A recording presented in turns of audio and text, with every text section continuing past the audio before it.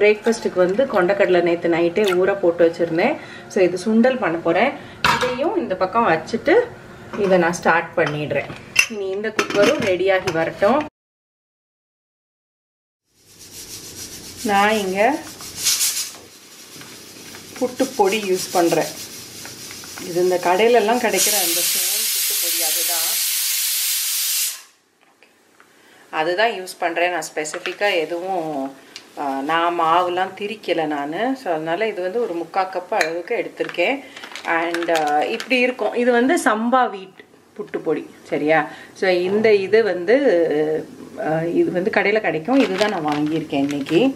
இந்த இதில் இந்த புட்டு பொடினா நமக்கு வந்து ரொம்ப சீக்கிரம் வேலை முடியும். அதுக்காக தான் மெயினாக பண்ணுறது இது. கொஞ்சமாக உப்பு போட்டுக்கலாம். இந்த உப்பு டேஸ்ட், அந்த சால்ட் அண்ட் சுகர் அது வந்து கொஞ்சம் பேலன்ஸ்டாக இருக்கும் இதுக்கு. இதில் வந்து இந்த புட்டு பொடிக்கு வந்து நம்ம ஹாட் வாட்டர் போடணுன்றது அவசியம் கிடையாது. சும்மா ரெகுலர் தண்ணி போட்டு இந்த மாதிரி அதை கொஞ்சம் கொஞ்சமாக தண்ணி ஊற்றுங்க. தண்ணி ஊற்றிட்டு இந்த மாதிரி மிக்ஸ் பண்ணிகிட்டே இருந்தீங்க அப்படின்னா கரெக்டாக வந்துடும். அந்த புட்டு கன்சிஸ்டன்சிக்கு வந்துடும். அதுக்கப்புறம் நம்ம புட்டு போட்டுற வேண்டிதான்.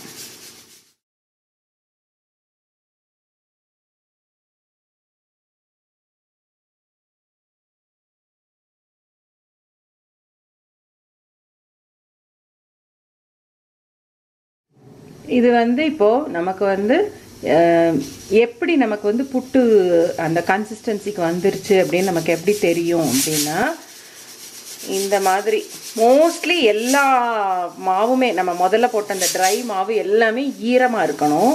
அது ஒரு பாயிண்ட்டு. அதுக்கப்புறம் இந்த பாருங்கள், இப்படி பிடிச்சிங்க அப்படின்னா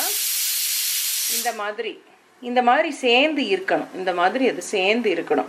இப்படி இருந்துருச்சுன்னா நமக்கு வந்து புட்டுக்கு வந்து கரெக்டாக கன்சிஸ்டன்சிக்கு வந்துருச்சுன்னு அர்த்தம், சரியா?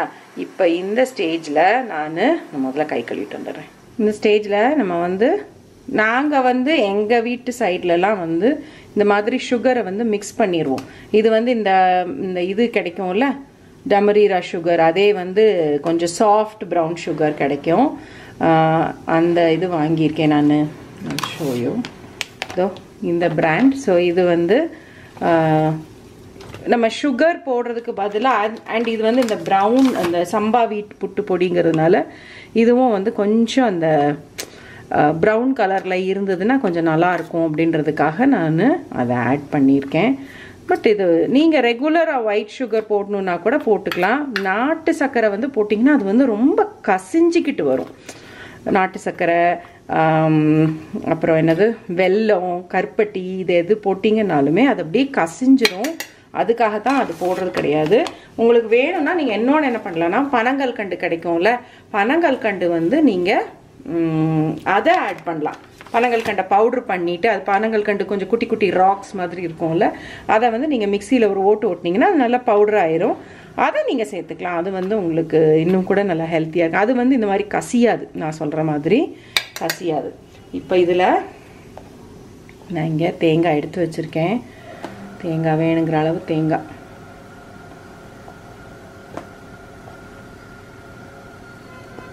இது வந்து எங்கள் வீட்டுக்காரருடைய ரொம்ப ஃபேவரட் பிரேக்ஃபாஸ்ட்.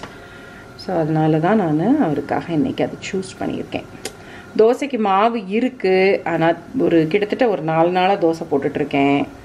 அப்புறம் எங்கேயாவது தலை தெறிக்க ஓடிடக்கூடாது இல்லை அவங்க பிரேக்ஃபாஸ்ட்டாக தோசையா அப்படின்னு சொல்லிட்டு. ஸோ என்கிட்ட வந்து புட்டு வைக்கிறதுக்கு வந்து இந்த குழாவும் இருக்கும், ஃபுல் குழா அதுவும் இருக்கும், இந்த மாதிரியும் இருக்கும். இது வந்து நிறைய பேர் இப்போ நீங்கள் கேரளாவில் இருக்கீங்க இல்லை அந்த நாகர்கோயில் சைடு இருக்கீங்க அப்படின்னா உங்களுக்கு கண்டிப்பாக தெரிஞ்சிருக்கும்.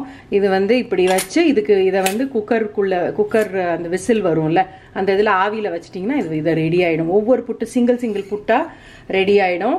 ஸோ இது வந்து நான் இன்னைக்கு இது யூஸ் பண்ணல. நான் வந்து இது நான் யூஸ்வலாக ஒரு சின்ன ட்ரிக் ஃபாலோ பண்ணுவேன்.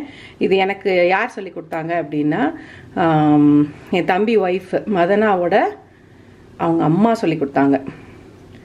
இது ஒரு குழிக்கரண்டி, சரியா? ஏதாவது ஒரு எனி குழிக்கரண்டி எடுத்துக்கோங்க. நான் இன்றைக்கி வந்து இந்த மினி இட்லி தட்டில் வைக்க போகிறேங்கிறதுனால சின்ன குழிக்கரண்டி எடுத்திருக்கேன். இதில் வந்து இப்படி நல்லா அமுக்கிக்கோங்க, நல்லா ப்ரெஸ் பண்ணிக்கோங்க. ப்ரெஸ் பண்ணிவிட்டு அந்த குழிக்கரண்டிலாம் நான் எண்ணெய்லாம் ஒன்றும் போடலை, இப்படி போட்டிங்கன்னா இப்படி வந்துடும். எப்படி சூப்பராக இருக்கா? இது வந்து இது நீங்கள் பெரிய கரண்டியில் போட்டிங்கனாலும் வரும். சரியா? எந்த கரண்டியில் நீங்கள் போட்டிங்கன்னா இப்படி வந்ததுனா தான் உங்களுக்கு புட்டு வந்து கரெக்ட் கன்சிஸ்டன்சியில் இருக்குன்னு அர்த்தம். அப்படி இல்லைன்னா இன்னும் கூட நீங்கள் தண்ணி ஊற்றி பிசையணும்னு அர்த்தம். சரியா? இந்த மாதிரி எங்கேயுமே கிராக்கே இல்லாமல் இருக்கணும் இந்த மாவில். இந்த பெரிய இதுலேயும் பண்ணி காட்டுறேன். ஆனால் அது வைக்க முடியாது அதில், அந்த ஸ்டாண்டில். ஃபுல்லாகிற மாதிரி இருந்ததுன்னா இந்த மாதிரி நல்லா ப்ரெஸ் பண்ணி விட்டுட்டு திருப்பி இன்னொரு ஸ்பூன். ஓகே, இப்போ இதை பரவாயில்ல, நம்ம இந்த இதில் வைப்போம். இன்னொரு ஸ்டாண்டில் வைக்கிறேன் நான். பாருங்கள், எண்ணெயே தடவ வேண்டியதில்லை. எண்ணெய் தடவாமையே இந்த மாதிரி ஆகிடும். பட் ஐ திங்க் இது வந்து எப்படியும் உடஞ்சிடும்னு நினைக்கிறேன். பிகாஸ் நான் சரியாக ப்ரெஸ் பண்ணல. சரியா? இதை வந்து இப்போ திருப்பி இதில் போட்டுட்டு நான் கடன்னு எல்லாத்தையும் வச்சுட்டு அதுக்கப்புறம் உங்களுக்கு காட்டுறேன். ஓகே, பார்த்தீங்கன்னா 13 வந்திருக்கு. 3 தட்டில் 3வது தட்டில் 3 தான் வந்திருக்கு. இது வந்து சும்மா கொசுறு. சரியா? ஸோ இப்போ நான் இதை போய் அவிக்கிறதுக்கு வச்சிடுறேன். அதுக்கப்புறம் நம்ம சுண்டலும் தாளிச்சிடலாம். இந்த குக்கரில் இருந்த சுண்டலை எடுத்து இப்படி ரெடியாக வச்சுருக்கேன். வெந்துடுச்சு நல்லா. ஸோ இந்த சட்டியில் வந்து இப்போ எண்ணெய் போட்டு வச்சுருக்கேன். ஆல்ரெடி எண்ணெய் போட்டு சூடாயிட்டு இருக்குது. இப்போ நம்ம இதில் கடுகு போட்டு, இது கடுகு பொரிஞ்சதுக்கப்புறம் இந்த 2 வத்தல் தான் எடுத்து வச்சுருக்கேன். கொஞ்சம் கருவேப்பிலை எடுத்து வச்சுருக்கேன். உங்களுக்கு வந்து காரம் இன்னும் இந்த மசாலாலாம் போட்டு பண்ணுறது பிடிக்கும் அப்படின்னா கொஞ்சமாக சில்லி பவுடர், ஜீரகப்பொடி அது கூட போட்டு பண்ணலாம். நான் இன்றைக்கி காலையில் டைமுக்கு வேண்டாம், சிம்பிள் சுண்டலாக இருக்கட்டும் அப்படின்னு நினச்சிட்டு போட்டிருக்கேன். சரியா? இதில் இந்த தண்ணியை வந்து வேஸ்ட் பண்ணிடாதீங்க. இந்த தண்ணியோடு போட்டுருங்க. அது நல்லா அது வத்தி வரட்டும். வத்துனதுக்கப்புறம் நம்ம தண்ணி வத்துனதுக்கப்புறம் நம்ம இது போட்டுக்கலாம். நான் இது வந்து குக் ஆகும்போதே நான் வந்து கொஞ்சம் உப்பு போட்டு தான் வச்சுருந்தேன். ஸோ அதனால் வேண்டியதில்லை, உப்பு வேண்டியதில்லை. சுண்டல் வந்து நல்லா தண்ணி இந்த மாதிரி நல்லா வத்திருச்சு. தண்ணி வந்து இப்போ சும்மா இந்த பிசு பிசுன்னு இருக்கும்ல, அந்த ஸ்டேஜில் இருக்குது. சரியா? இப்போ நான் இதில் கொஞ்சமாக தேங்காய் போட்டு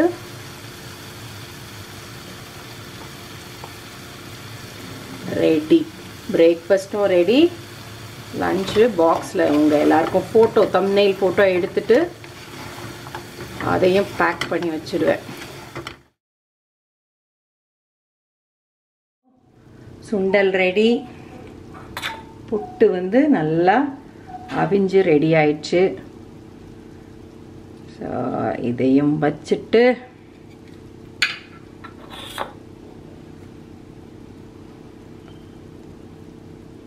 ஐ திங்க் எத்தனை பீஸ் போதும்னு நினைக்கிறேன். அவங்களுக்கு கரெக்டாக இருக்கும். இந்த மீதி இப்படி இருக்குல்ல, இப்போ உங்களுக்கு பிடிக்காது இல்லை வேறு யாருக்கும் எடுத்து வைக்கணும்னா நீங்கள் இது வந்து கொஞ்சம் இந்த ரூம் டெம்பரேச்சருக்கு வந்தோடனே ஒரு டப்பாவில் போட்டு ஃப்ரிட்ஜில் வச்சுருங்க. ஒன்றுமே ஆகாது. திருப்பி அவங்களுக்கு நீங்கள் அந்நேரம் இது பண்ணுறீங்களோ அந்நேரம் சூடு பண்ணி வச்சிட்டிங்கன்னா பர்ஃபெக்ட். செம்ம செம்ம செம்ம ரெடி ஆயிடுச்சு. பிரேக்ஃபாஸ்ட்டுக்கு ஃபோட்டோ எடுத்து முடிச்சிட்டேன். ஸோ இந்த இது வந்து இதில் வந்து நம்ம எக்ஸ்ட்ராவாக சுகர் வைக்க வேண்டியதில்லை. நான் இந்த ஒரு சைட் காலியாக தான் வச்சுருக்கேன் பார்த்தீங்களா. ஸோ அதனால் இது வந்து எக்ஸ்ட்ரா சுகர் வேண்டியதில்லை. இதில் ஆல்ரெடி சுகர் இருக்குங்கிறதுனால சுண்டல் வந்து பேலன்ஸ்டாக இருக்கும். ஒயிட் லைட் ஆஃப் பண்ணிடுங்கப்பா. தேங்க்யூ. ஸோ அதனால் இது வந்து ஒரு ஹெல்த்தியான பிரேக்ஃபாஸ்ட்டு